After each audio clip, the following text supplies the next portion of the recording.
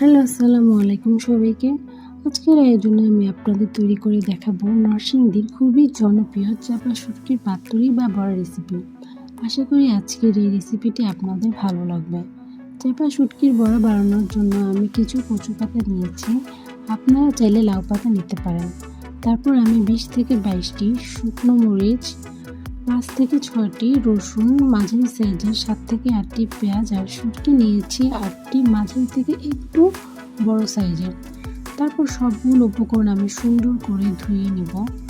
আমি আগে থেকেই মরিচ ভিজিয়ে নিয়েছি, এতে করে মরিচগুলো নরম হয়ে থাকে এবং বাটতে সুবিধা হয়। এ পর্যায়ে আমি রসুন আর মরিচ খুব সুন্দর করে বেটে নিচ্ছি মিহি করে। রসুন মরিচ মিহি করে বেটে নেওয়ার পর এই পর্যায়ে আমি দিয়ে দিচ্ছি চাপা শুটকি। চাপা শুটকিগুলো এমনভাবে বেটে নিতে হবে যাতে এর কাঁটা সহ মিহি হয়ে যায়।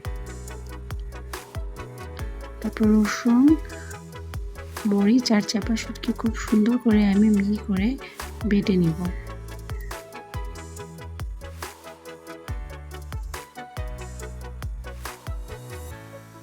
এই পর্যায়ে আমি পেঁয়াজ আর স্বাদ মতো লবণ অ্যাড করব। পেঁয়াজগুলো এমনভাবে বেটে নিতে হবে যাতে পুরোপুরি মিহি না হয়, আদা পিষে করে নিতে হবে, এতে করে শুটকির টেস্টটা খুবই ভালো আসে।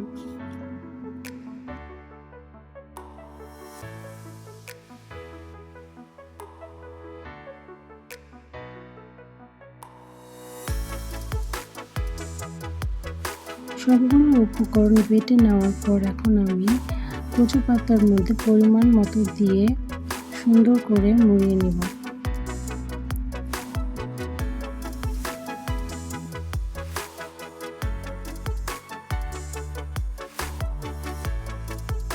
এভাবে একে একে আমি সবগুলো কচু পাতার মধ্যে দিয়ে মুড়িয়ে নিচ্ছি।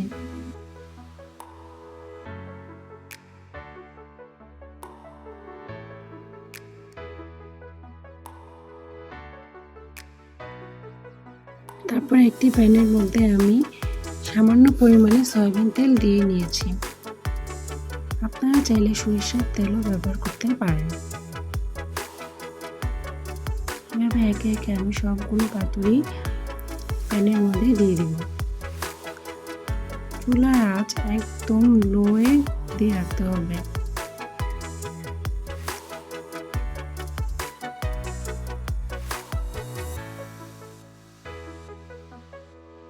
চুলার আঁচ লোয়ে রেখে আমি এপিট ওপিট করে ভেজে নিব।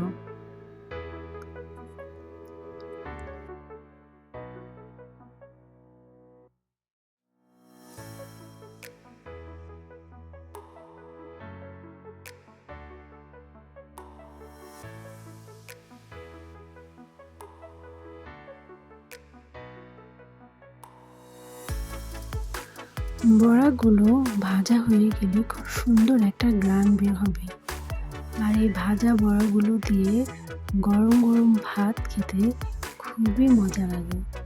আপনারা সবাই ট্রাই করে অবশ্যই আমাকে জানাবেন কমেন্ট বক্সে কেমন হয়েছে। আল্লাহ হাফেজ।